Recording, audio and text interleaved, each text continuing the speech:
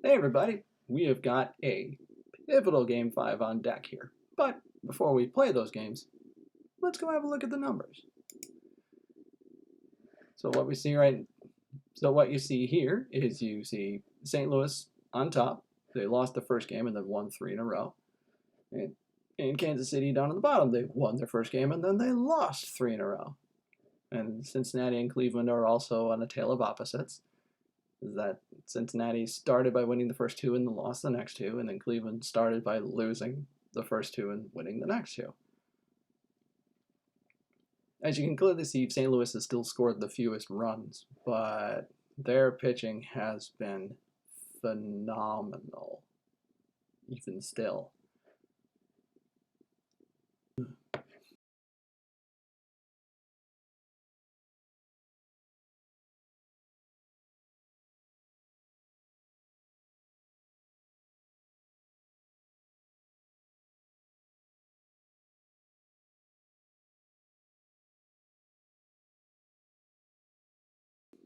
Oh, sure, there we go.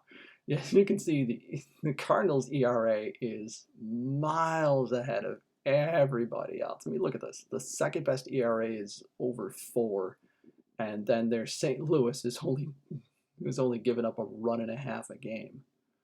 I mean, there you go, right?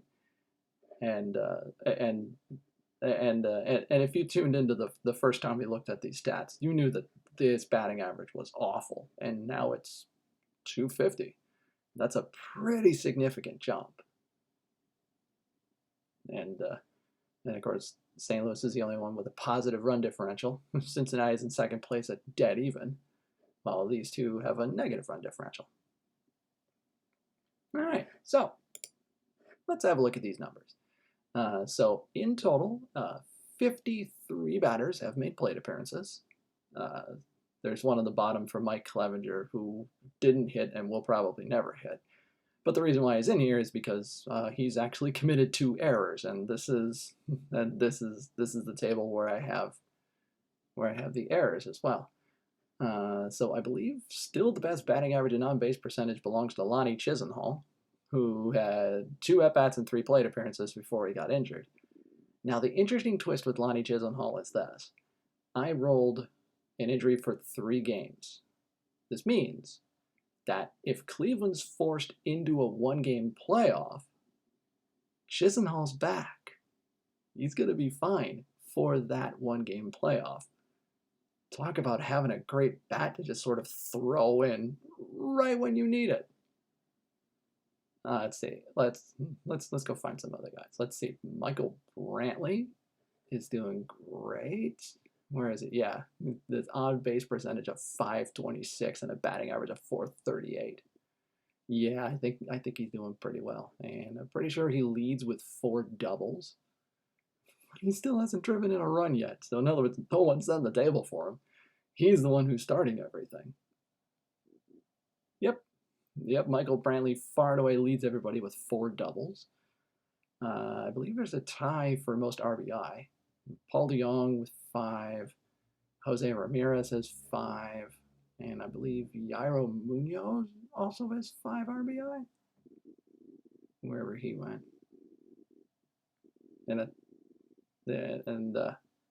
Oh yeah, there he is. Yeah, so Paul DeJong, Yairo Munoz, and Jose Ramirez. But what's remarkable is Yairo Munoz got all of his RBIs in 1 game. And unfortunately for St. Louis, I rolled poorly for rest, and Paul DeJong has to sit the next game, which is great news for Kansas City, I'd say. So let's see. Triples, only a few guys have hit triples, period, which sounds about right. Yeah, Jose Peraza is the only guy with more than 1 triple. Most of these people have no triples. Home runs, there's only a couple of guys who have more than 1. Yairo Munoz, Paul DeJong, Scott Schebler, and that's it. Yeah. Who leads in walks? Well, let's see who leads in walks. My guess, it's probably Joey Votto.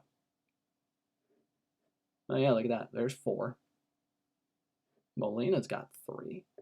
Brantley has 3. Lindor has 3. Yep, Yep, of course. Of course it's Joey Votto. Who else would it be? Who else would be leading this tournament in walks other than Joey Votto? Let's be real here. And I believe far and away the strikeout winner. Oh wait, nope, I lied. They are tied. Yan Gomes and Matt Carpenter each have 8 strikeouts. And then there's Mondesi with 6. Okay, anybody been plunked more than once? Yes, Scott Schebler. Which is also why he has to sit the next game because he's injured. Yep, that's it. Let's say, did Votto get plunked? Yep, of course he did. Yeah, so that's why Joey Votto has a 357 batting average and a 526 on base. Yeah, that'd do it. Oh yeah, Alex Blandino. You see this little thing here because Alex Blandino doesn't actually have a plate appearance yet. Maybe I should get him in a game and maybe to help fix that. Oh no, sorry, he has a plate appearance, but he doesn't have an at bat yet. Like he doesn't actually have an official at bat yet. Maybe we should get him into another game. We'll fix that. The amazing thing happened in day 4. I actually rolled for a successful stolen base. Yay! Whit Merrifield, the 3rd time was the charm, and he finally stole a base. Yeah. And of course, there's a few errors. The only guy with more than one error is a pitcher, weirdly enough, Mike Clevenger. Speaking of which, let's check the pitchers. All right, let's have a look at some of these numbers here. So let's see. The guy with the most innings is Jake Junis, who's gone 11 1/3. Nope, I lied. He's second to Miles Mikolas, who was fantastic in both games that he pitched. I mean, he only gave up a run. Just 1 run in 14 innings. So yeah, that's an ERA of .64.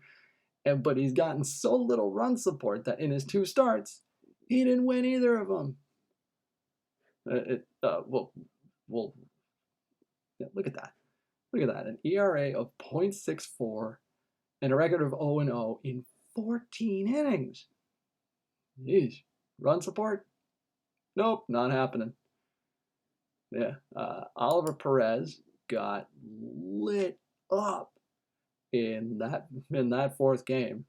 I mean, he had 1 run in 3 innings until he wandered into that last game in which he didn't get anybody out. And so his ERA ballooned from like 3 to 15, just like that.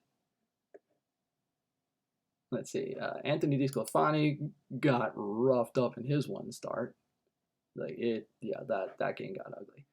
Kevin McCarthy has not been good. Ian Kennedy got kind of roughed up. Who was it? That's right. It was Corey Kluber. His ERA was 6.3 now because he totally rebounded in game 4. But his team gave up the lead, so he didn't get the decision.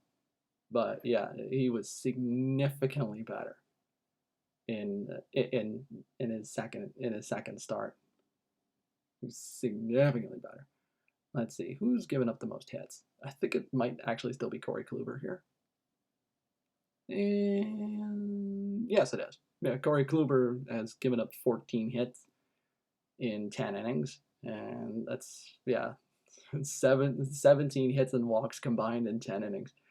That whip is not good. Currently leading in strikeouts as Miles Mikolas with 12. Yeah, he leads with 12. But Trevor Bauer is going to have something to say about it. He's about to take the hill, and he's got 9 already. And Ian Kennedy's got 9. So Ian Kennedy will have something to say about that as well. Look at that. Nobody's hit more than one guy. But Bud Norris and Brad Keller have both found the backstop more than once. I've been rolling a surprising amount of wild pitches. It's really interesting. And the only guy with multiple saves is Bud Norris. Cody Reed has a save, and that was a super, super fascinating one because his team was not really in danger of losing that. But he pitched the final 3 innings, and so he gets the save. Yeah, he has been fantastic. He wandered in Game 4 as mop-up duty because Castillo got shelled. Like, he only went 1 in his second start, which made his ERA balloon up to 5.63. Yeah, that game went really poorly for him. And let's see, who's walked the most? Let's find out. Who's walked the most? Oh, Ian Kennedy. Ian Kennedy, it's not even close. He's issued 7 walks. So, yeah. So here are what the numbers look like so far. And what happens in day 5? Well, there's only one way to find out. I'll see you Monday.